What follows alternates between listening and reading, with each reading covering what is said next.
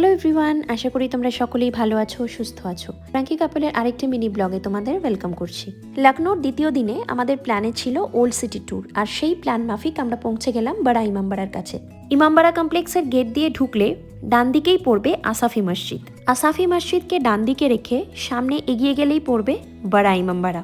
1784 সালে দুর্ভিক্ষের সময় সাধারণ মানুষের রুটিরুজির জন্য লখনৌয়ের তৎকালীন নবাব আসাফউদ্দৌলা এই জায়গাটি তৈরি করেছিলেন। ইমামবাড়া কমপ্লেক্সের হিস্ট্রি জানার জন্য এবং ভুলভুলাইয়া ঢোকার জন্য আমরা 150 টাকা মাথাপিছু একটি গাইড বুক করে নিলাম। প্রথমেই আমরা চলে এলাম ইমামবাড়ার মেন হলে, যার বিশেষত্ব হলো কোনো বিম বা পিলারের সাপোর্ট ছাড়াই এই হলটি নির্মাণ করা হয়েছিল। ইমামবাড়া দেখে ডান দিকে এগোলেই পড়বে শাহী বাউলি। বাউলি কথাটার অর্থ কূপ বা কুয়ো। একসময় গোমতী নদীর সঙ্গে এই কুয়োর কানেকশন ছিল।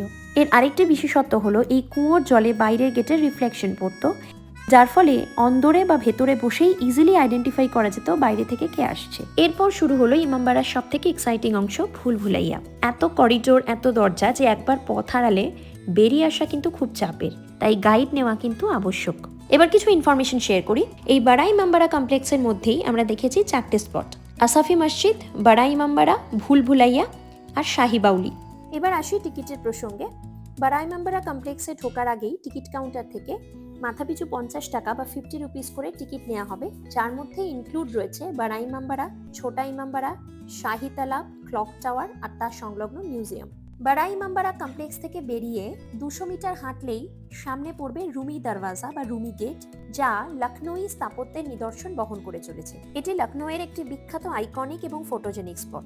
রুমি দরওয়াজা দেখে 300 থেকে 350 মিটার এগোলেই পড়বে হুসেনাবাদ ক্লক টাওয়ার। ব্রিটিশ আমলে তৈরি এই ক্লক টাওয়ারটি পুরনো লখনৌ শহরে যেন মাথা উঁচু করে দাঁড়িয়ে রয়েছে। আর ক্লক টাওয়ারের ঠিক পাশেই রয়েছে শাহী তালাব, আর শাহী তালাবের পিছনে যে বিল্ডিংটা সেটা হলো মিউজিয়াম।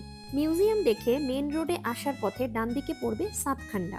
প্ল্যান মাফিক এই বিল্ডিং এ 7টা ফ্লোর হওয়ার কথা ছিল, কিন্তু তৎকালীন নবাবের আকস্মিক মৃত্যুতে কনস্ট্রাকশন থেমে যায় এবং ততদিনে মাত্র 4টে ফ্লোরই তৈরি হয়েছিল। এই স্পটটা দেখে আমরা চলে গেলাম দস্তরখায় লাঞ্চ করতে। সেখানে আমরা নিয়েছিলাম উল্টা তাওয়া পরাঠা, গালাউটি কাবাব, বটি কাবাব, তার সাথে দস্তরখায়ের স্পেশাল বিরিয়ানি। আজকের মিনি ব্লগটা এখানেই শেষ করছি। ডে 2 সেকেন্ড পার্ট আসছে নেক্সট মিনি ব্লগে। আমাদের ডিটেল ভিডিও দেখতে চোখ রাখো ফ্র্যাঙ্কি কাপলের ইউটিউব চ্যানেলে। বাই, সবাই ভালো থেকো।